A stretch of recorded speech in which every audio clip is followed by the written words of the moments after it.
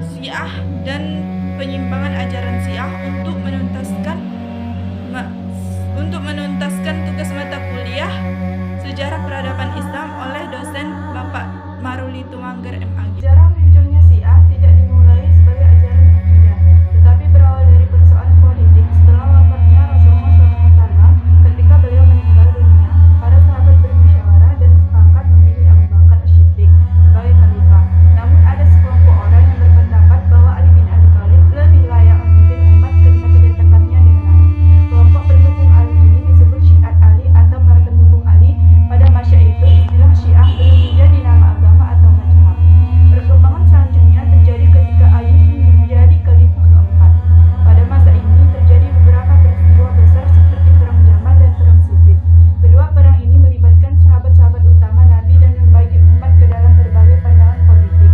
Ketika takhtim atau arbitrase dilakukan, sebagian pendukung Ali kecewa dan dari sinilah berbagai kelompok baru muncul. Namun sebagai pendukung tetap setia pada Ali, dan inilah awal perkembangan Syiah. Peristiwa yang benar-benar memperkuat identitas Syiah sebagai kelompok keagamaan adalah tragedi Karbala. Setelah wafatnya Ali dan Hasan, cucu Rasulullah, Husain bin Ali, menolak membaiat Yazid bin Muawiyah. Husain berangkat ke Kufah setelah mendapat dukungan penduduk setempat, tetapi ia dikhianati. Kemudian Husain dibunuh secara tragis di Karbala bersama keluarganya. Peristiwa ini meninggalkan luka mendalam bagi para pengikut Ali. Karbala menjadi fondasi emosional dan spiritual yang membuat Syiah berkembang, bukan hanya sebagai kelompok politik, tetapi sebagai kelompok agama dan doktrin sendiri. Dari sini lahirlah perkembangan ajaran Syiah seperti Syiah Zaidiyah, Syiah Ithnah Asy'ariyah, 12 imam, dan Syiah Gulat yang lebih ekstrim. Penyimpangan ajaran Syiah bagi ajaran bagian ini adalah penyimpangan ajaran Syiah menurut Ahlus Sunnah wal Jamaah. Salah satu penyimpangan mendasar Syiah adalah keyakinan tentang imamah. Mereka meyakini imam dari keturunan Ali dipilih langsung oleh Allah, masmum dari dosa, memiliki ilmu ghaib, bahkan sebagai kelompok menganggap imam lebih tinggi kedudukannya daripada para nabi. Ini bertentangan dengan ajaran Islam yang hanya memberikan kemaksuman kepada para nabi dan menetapkan bahwa perkara ghaib hanya diketahui oleh Allah. Beberapa kelompok Syiah ekstrem juga percaya bahwa Al-Quran telah ditambah atau dikurangi oleh pihak tertentu.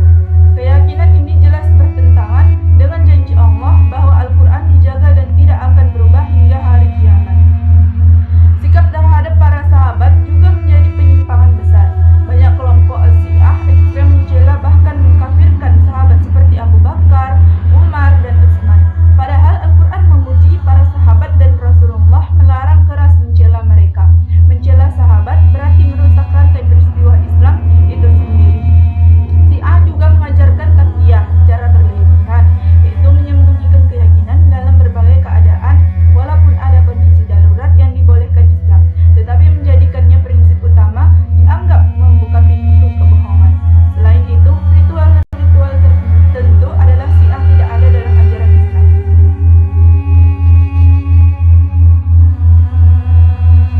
Dengan kekuatan khusus serta ritual ziarah ke makam imam dengan keyakinan yang melampaui batas.